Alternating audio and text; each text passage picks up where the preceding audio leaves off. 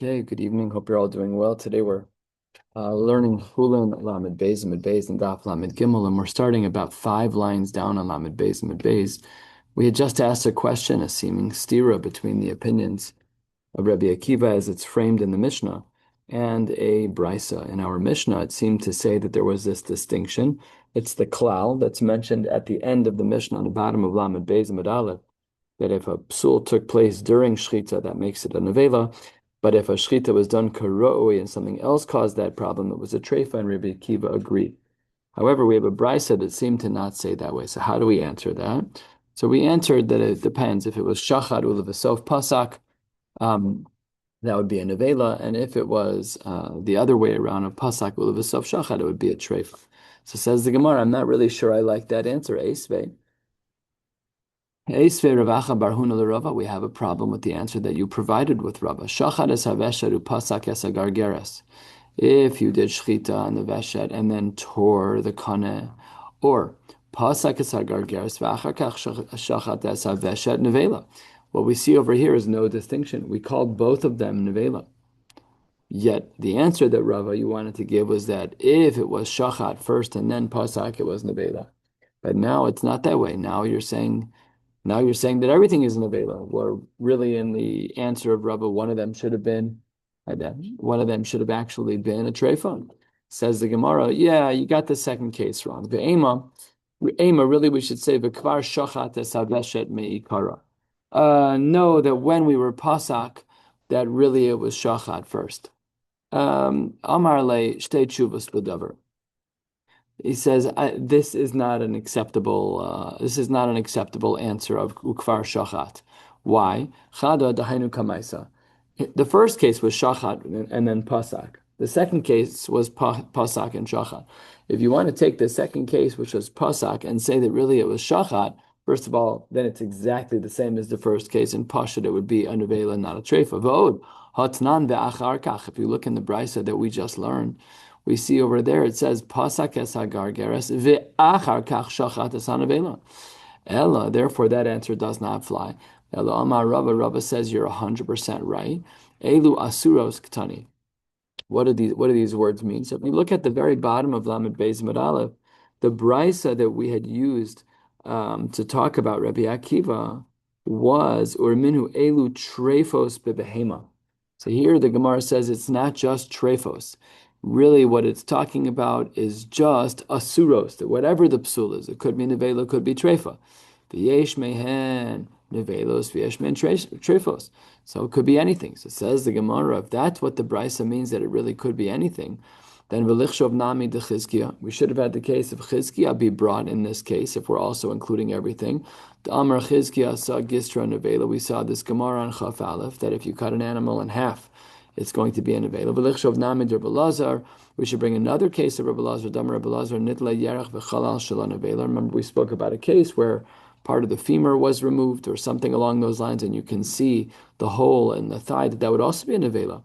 Why wasn't that included? Says the Gemara, because kiktani nevela, the lo mitama mechaim. When do we talk about a case of nevela? That's only a nevela that was not tame when it was alive. Aval nevela de mitama mechaim lo ktani. That's not an acceptable answer. So that's how Rava really touches up the brisa from the bottom of Lamed Beis and Aleph. Here's a second answer. The Gemara says, Rav Shimon ben Lakish amar kan shachad b'makom chatach. One is talking about where I shecht in a place where there was already a tear or a cut. Kan shachad shelo b'makom chatach. Shachad b'makom chatach nifsala b'shchita. That's considered to be nifsala b'shchita, and as we pointed out in the klal in our Mishnah, that would be a nevela because there's a flaw. There's something wrong with the shchita itself. And shelo b'makom chatach was kidavar acher garam lali pasel. Lipasel damya. Says the Gemara, there something else caused the problem. So therefore that would be a treifa. There was nothing wrong with your shchita. Says the Gemara, this answer does not work. Halfway down on Lamed Beis and Beis, Umi Amar Reb Shimon ben Lakish Shachi, Amar Reb Shimon ben Lakish Shachat Sakonen. If you shech to the windpipe, ve'achar kach nikva hareya kshera. Let's say that I shech the windpipe, and then I stick a needle through the chest of the animal and pierce the lungs.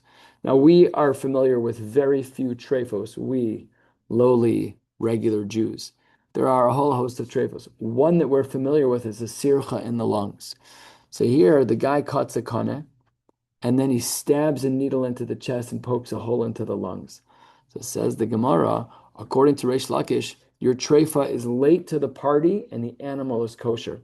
Alma, kiman demancha b'dikula damya. Once I shecht the kone, I sever the trachea. So then it's as though the lungs are no longer in the body. Yeah. The shechita, why can't you smack it with a baseball? Like, it's only one sim. Yeah, it's only one simon. Isn't that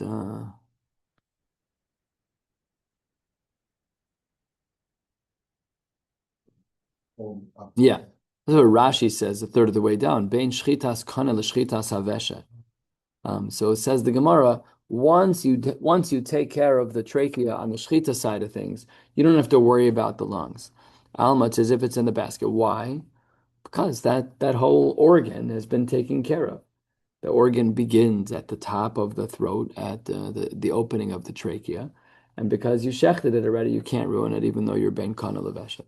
Hachanami, says the Gemara, in our case too, when the kana was missing something, when there was a chatach and it kimad mancha bedikula damya, it's as if it also doesn't exist, and it would be puzzle. So that's how we reject this havamina that Rav Shimon ben Lakish would hold this way, this distinction of shachat b'makom chatach and shachat shelo b'makom chatach. Says the Gemara, another answer. This will bring us to the end of this primary part of the sugya.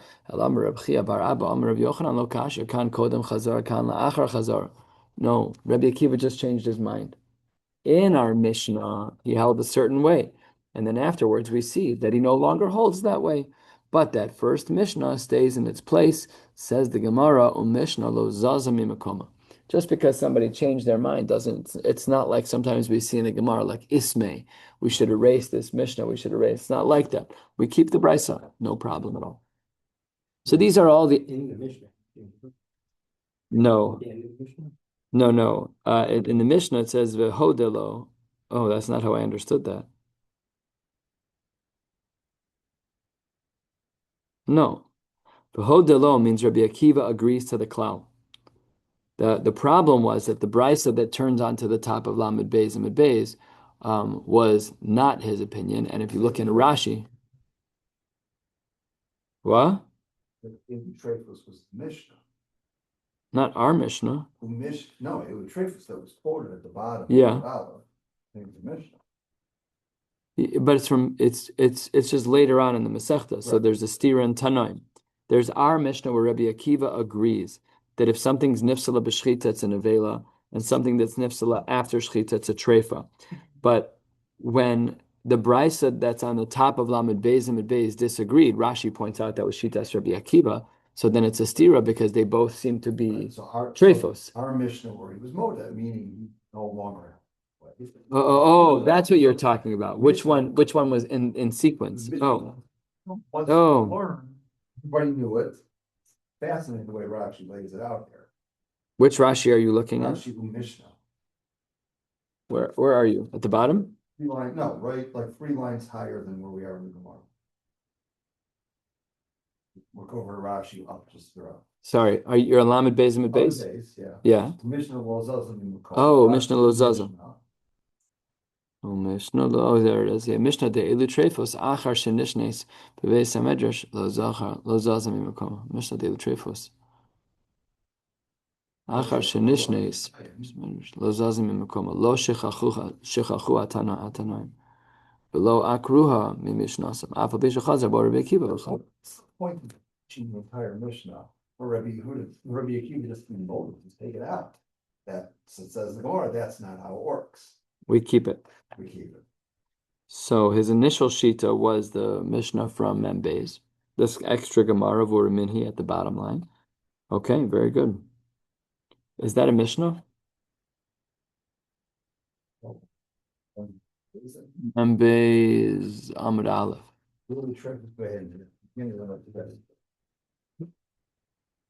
Beautiful. So it's not even like a historical issue of Toseftas being later than Mishnayos. Something was kosher. Even if the Tosefta could also be out of sequence, that's fine because they just knew it by heart until they wrote it down. It wasn't like, okay, beautiful. Another beautiful note, that was the Gemara.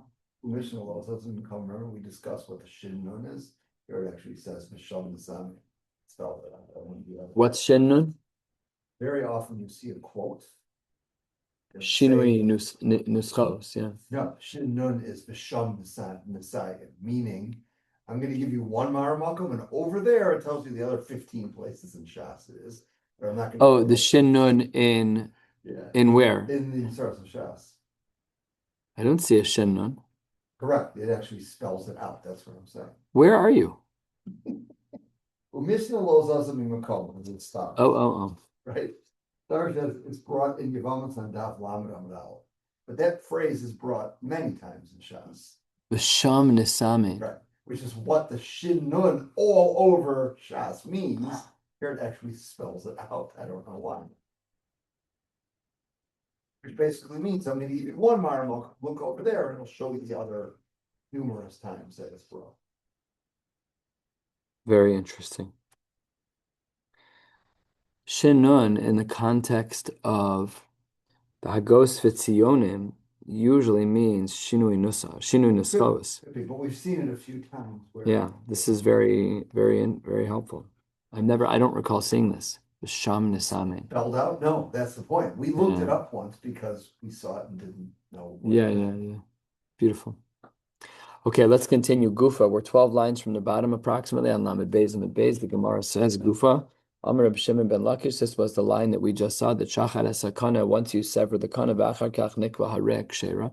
Even if after cutting the kana, you try and make it a treifa by puncturing the lungs, you can't do that because kshera.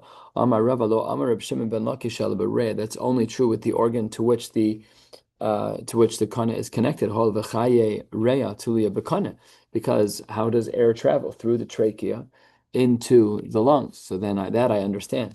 Aval, if after doing the shchita of the kana, you stick a needle bivnei me'ayim, lo, he would not agree to that. It's not that a treifa is allowed after the kana is cut. It's a treifa in the lungs is allowed after the treifa is cut, but not all treifas are allowed. Lo, that would not get the same leniency of Reb Shimon ben Lakish. And in fact, the animal would be treif if you did that. So if after you do the kana, you're being a bit of a smart aleck and you stab the animal in the stomach with a needle, you're like, we're done anyways. No, you just made the animal a treifa. A couple $1,000 of wasted meat. If under certain circumstances, when there's something wrong with the animal, you allow it. Mali bereya, mali bivnei me'ayim. I don't understand. There are other case scenarios. We've discussed this before where let's say parts of the kana are messed up. We still say the animal's kosher. So then who cares? Honestly, like why can't we say why is Rava making this rule? So says the Gemara, V'hadar be Reb Zera. Reb Zera actually goes back on this to boy Reb Zera nikhu b'nei me'ayim ben siman l'siman ma'u. This exact question was posed. If you did stab the animal in the stomach with a needle between the two simanim, what would the halacha be? Mimitzar siman rishon l'siman sheni l'tara midin lolo. Would we say that because you did the first already, don't worry, therefore it's not going to be a nevela? Yes or no? Ve'amrin alav haynu de boy ilfa. This was the same exact question that Ilfa asked, and this was where we're going to get a little bit of a remez about an animal called a ben pakua. Because what was the question? Last line of Lamed Beis and Beis. Hotzi ubar es yado ben simin l'simin mahu. Let's say that you shecht the animal and you shecht one simin, and then the animal sticks its arm out, the animal in utero sticks its arm outside of the body. Mahu. Mimi staref top of Lamed Gimel Amud Aleph. Mimi staref siman rishon the siman sheni l'tara midei nevei lolo. Does that animal need shchita anymore? Because it was kind of yotze from the body, but after the first siman was cut. So when do we determine if the animal was shechted and if the mother was shechted and the fetus stayed inside the whole time? Pasha that animal does not require anything. That animal can be eaten, bikdusha b'tara. That's totally fine because we assume that it was nishchat al yedei imo. But in this case, if the animal does stick its arm out, then perhaps it's considered a shtickle leda. So that's what the Gemara says. So the Gemara says, "Not adkan lo ibayla and elul taramin nevela." This whole conversation that we're having is only about nevela. Aval be'achila asura. Stop all your restaurant ideas about ben pakua. It's really not true because a ben pakua is possible to create. It's just that this animal was different because the fetus stuck its arm out or stuck its leg out of the mother's body. That case made it complicated. But ben pakua burgers are for sure mutter. So if I have a child, a male fetus that was where the mother was shechted while it was fully in utero, and a female that was also shechted while fully in utero, and they mate and we got rid of all the other cows. You wouldn't have to worry about animals that are. You have to worry about trephos, but you don't have to worry about shchita. What about the Gidon Ashur? You still have to move that? Yeah, separate isser. It's a separate isser. So Nikor Agid Vachelev would still apply, but we wouldn't have to worry about shchita anymore. It would totally change the face of kashrus. It would lower the costs. You still need to do salting. It would just change things. It would change things. I don't know if we would want to then do another. It wouldn't change in the Beis Hamikdash because in the Beis Hamikdash we need shchita, but by Chullin it could change in theory. I would have taken this too far. Nobody listened to me. Amar le Ravacha bar Rav. What? Implement it. Yeah, no, thank you. I have enough jobs. Amar le Ravacha bar Rav le Ravina. Dilma lo olam lo hadar be.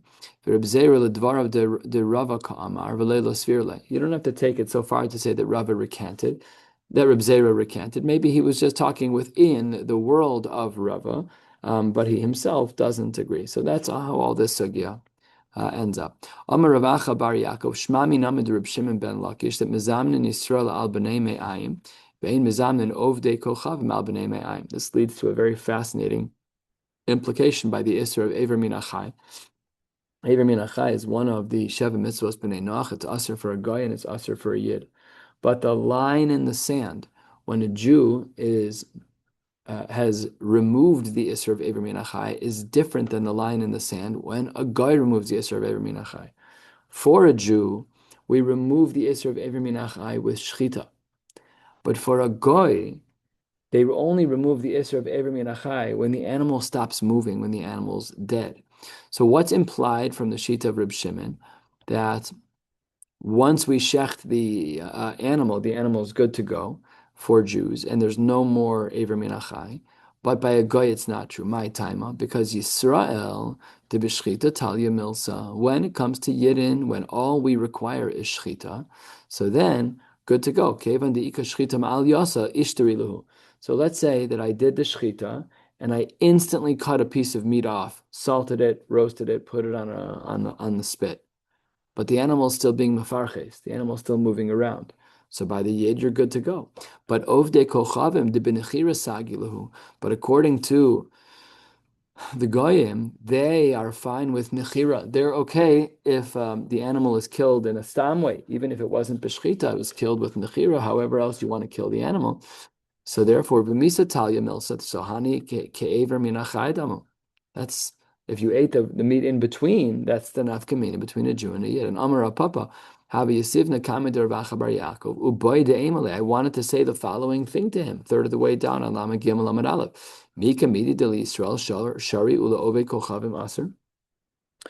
Just think about that. Is there ever a case scenario where something's mutter for us and aser for a goy? The Gemara this is a rhetorical question that the Gemara asks, which says, of course not. Obviously, there's no such scenario. So Rav Papa really wanted to say that when he heard this because he felt that it was a little surprising that by a yid there would be no Ever Minachai in this case, and in the very same case by a guy there would be an Isser of Ever Minachai. Below Amrile, I never said anything. Da'ami noha taima ka'amar. He gave a very good rationale. However, Tanya deloke Ravacha bar Yaakov. I subsequently found, says the Gemara, that we actually don't hold that way. We don't hold that a guy would violate the Isra of Ever Minachai after Shchita, but prior to the full death of the animal. How do we know this? Because we have a brisa later on in this Masechta.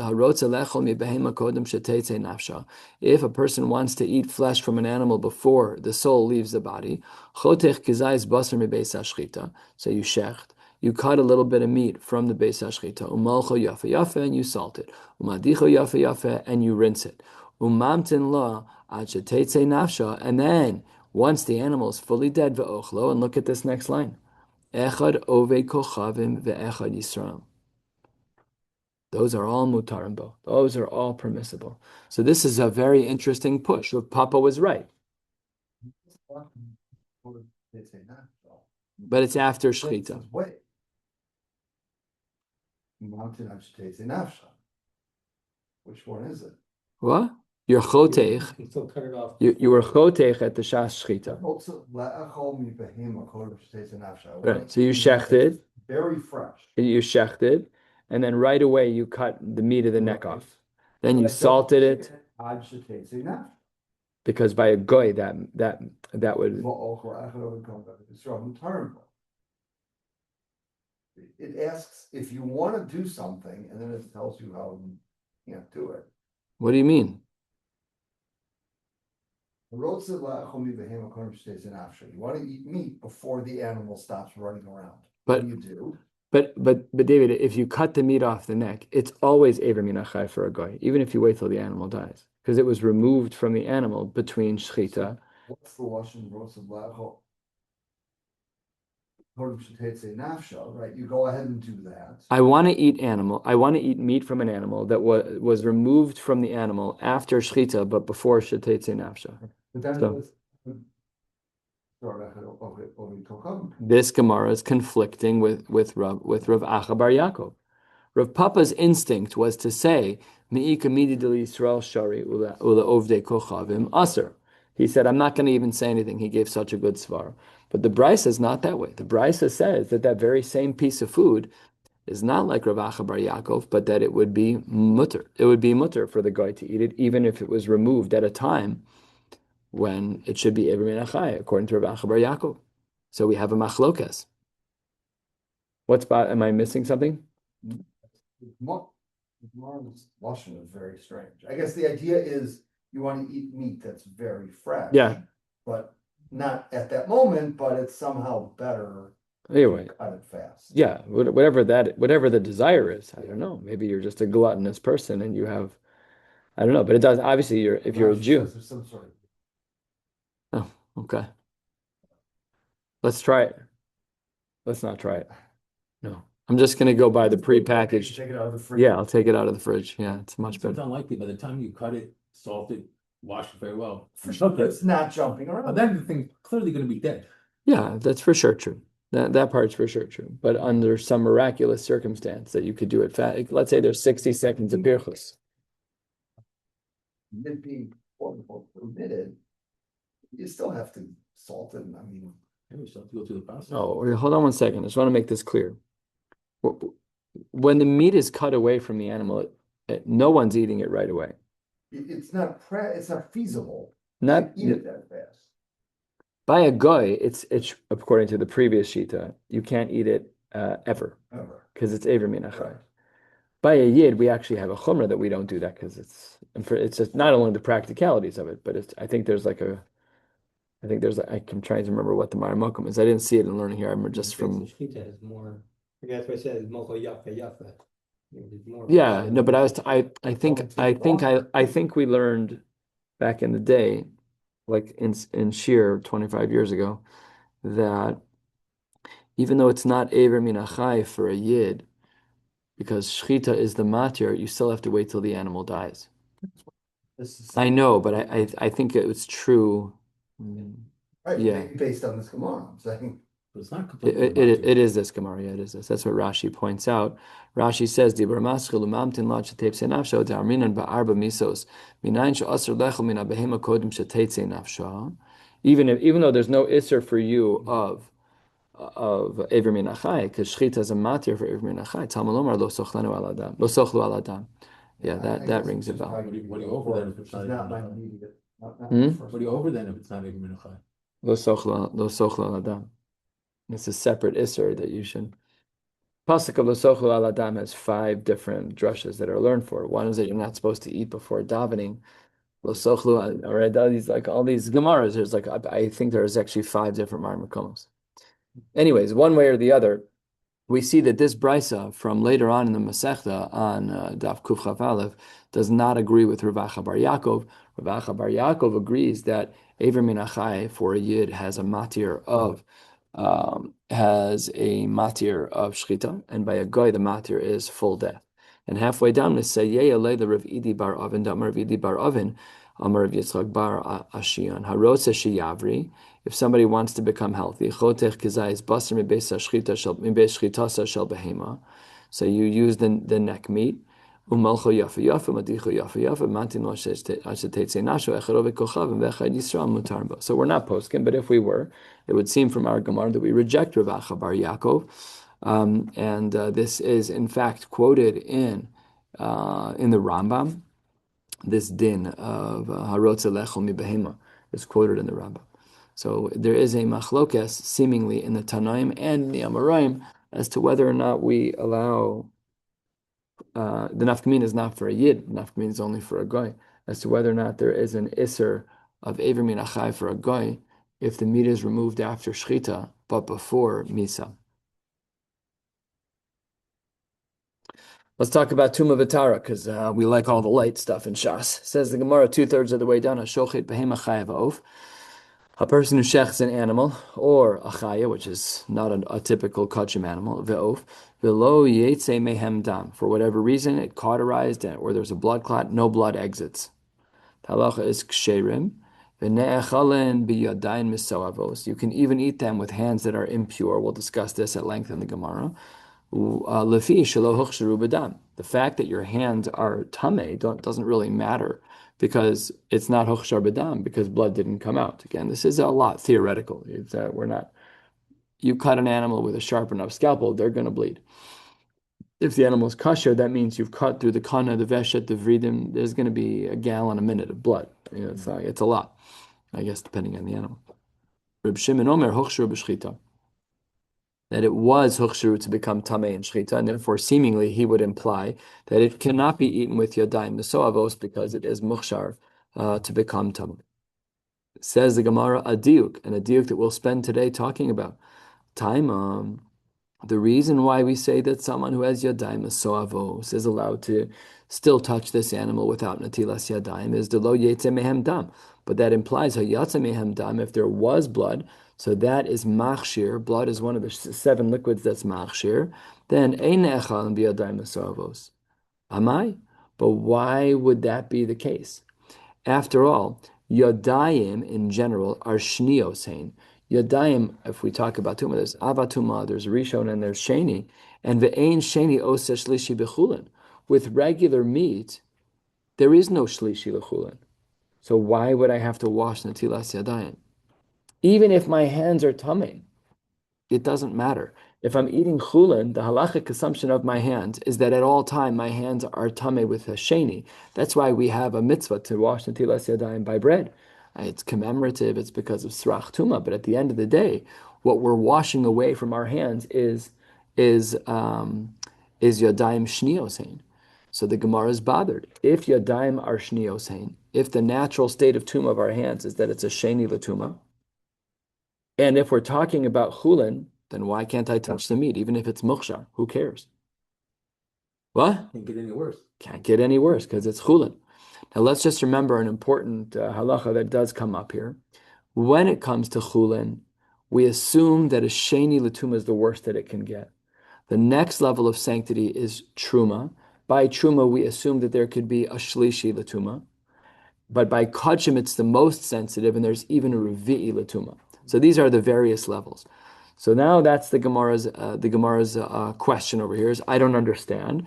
If yadayim are shnios hein, and a sheni can't become a shlishi by chulin, so then I don't understand why we would ever have a limiter on whether or not someone with yadayim mesavos is allowed to touch the chulin. So the Gemara says, well, wait one second. Umimai di b'chulin askinan. Me'echa tesi that we're talking about chulin. Says the Gemara, go read the Mishnah. Diktani chaya. Look what animals are listed in the Mishnah. We have a behema, which is kachim related. We have a chaya, which is bichlal, not kachim related. And we have an oaf. Di'ilu kachim, chaya bekachim mi'ika. No, obviously our Mishnah is talking about chulin, in which case our question stands of why would we ever need to limit Someone with yadayim mesovos who has yadayim shnios, why would we have to limit them? Visu, and furthermore, ibe kachim, if we were talking about kachim, kilo yetze mehem dam kshera? How could you do zrikas hadam? If we had kachim and you shechted and there's no blood, who atzmo ledam hu tzarich? The whole avoda of the shechita is not to shecht, is to do zrikas hadam. The shechita is required; it has to be done to get to the blood. But if this animal is not bleeding, you can't get any whatever kapara you were trying to achieve. Vesu, and furthermore, ibekachim ki yetze mehem dam. Even if there were to have been blood, mi machshir, even had there been blood, would it have been machshir latuma? After all, Amar Rav Chia bar Abba Amar Rav Yochanan minan ladam kachim she'eino machshir shenemar al aretz tishbechenu kamayim. When do we say that there's tuma that's muchshar? That's when the blood gets spilled on the floor. Dam shenishbach kamayim machshir she'eino nishbach kamayim eino machshir. But blood of kachim doesn't spill on the floor. We collect it and we use it for zrikas hadam, which means that it's not mukhshar latuma. The only blood that is mukhshar latuma is al haaretz tishbechenu kamayim, but the blood by kachim is not tishbechenu kamayim. So the Mishnah still doesn't make any sense. The Su, and furthermore, ibe kachim ki lotze mehem dam lo miskashre, with kachim, had there not been blood, it would still be susceptible to tuma. Why is that? Because liskashre b'chibas hakodesh, b'chibas hektish. Just because of chibas hektish, just because of my affinity and affection for hektish, I'm going to treat it that way. The kaimalan chibas hektish machsharton, even if there's no blood. So for 10 reasons, we know that our Mishnah is not 10. For 4 or 5 reasons, we know our Mishnah is not talking about kachim, which means that our Mishnah is talking about chulin, which means that we have a question. The remaining question of our Mishnah, and we'll spend some time today trying to answer it. The remaining question is, if it's true that Yodayim are Shnios Hein, and if it's true that we're talking about Chulin, I'll take Eric's language, you can't make it any more, you can't make it any more Tameh. You can't make it worse than it is. So why would the Mishnah leave an implication that if in fact there was Dam, that you're not allowed to eat it with Yodayim Asavos? It should be perfectly mutter. Answer is the Gemara. Answer number 1, 3 lines from the bottom. Amar Rav Nachman, Amar Rabba bar Avua. Hacha. Bechulin shalakhan bekesef ma'aser askinan. We're talking about chulin, which was purchased with kesef ma'aser. Udelo kirab meir, but rather like the chachamim. It's not. We have a Mishnah. Turning to the top of Lamed Gimel Lamed Beis. Gemara Lamed Gimel Lamed Beis quotes from the Mishnayos in Para. Anything that needs water for tahara on a rabbinic level. So metame es hektish uposa lesa truma, and look at these next 2 words, umutter bechulin uvemaiser divi Reb Meir. We see from Rav Meir that when it comes to something that is ta'un bias mayim, that it's mutter by chulin. That's not the author of our Mishnah. That plays into the question of our Mishnah. What do the chachamim hold? The chachamim osrim b'maiser. So perhaps the author of our Mishnah holds that when it comes to shnios, that we still, in fact, do have a problem here, and you have to wash your hands. Maskif la Ribsimi bar Ashi mimai. How do you know that that's true? Dilma adkan lo pligi rabbanan ale de Rav Meir ela be'achilas meiser. Maybe the only time that the Chachamim don't agree with Rav Meir is when we're talking about actually consuming and eating meiser. Aval benegia de meiser ve'achila de chulin lo pligi.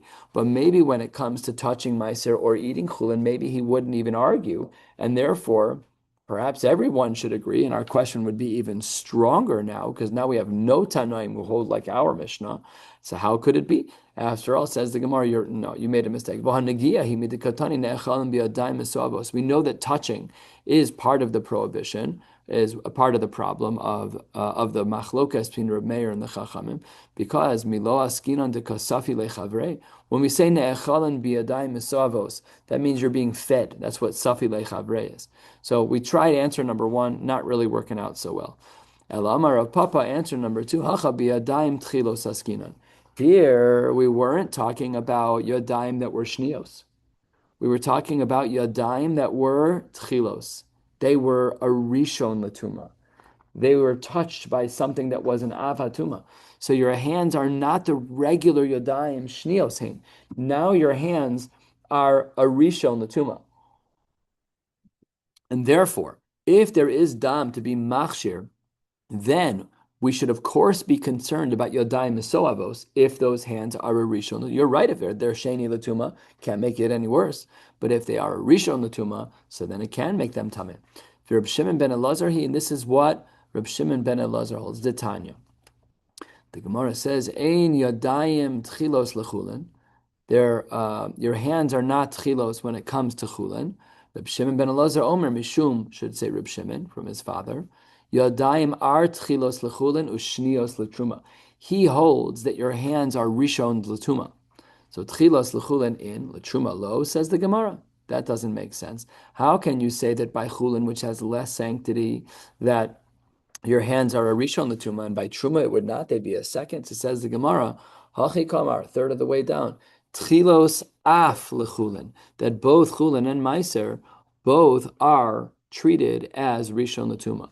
Shnios, but when it comes to shnios, l'truma in lechulin lo. That would only be true by truma, but not by chulin. Says the Gemara, I totally disagree with the premise. Umi ika yadayim tchilos. Do we have a case scenario where one's hands are rishon? Answers the Gemara in ditnan. It should say ditnan. Where do we see that your hands can be rishonos latuma? Hichnis yadav lebeis hamenuga. Let's say that I place my hands into the airspace of a house that has leprosy. Yadav tchilos divi Rabbi Akiva. We do have precedent for this in halacha. Nope, yadav shnios tekuli alma bia b'mixas lo shma bia. V'acha b'gzeira yadav atu gufo kamiflagi. Really, it's just a machlokas about whether or not we apply a gzeira, but technically speaking, your hands are really shnio. So this is a machlokas tanaim. Rabbi Akiva is of the opinion that if you stick your hands into the airspace of a base menuga, your hands are a rishon l'tuma.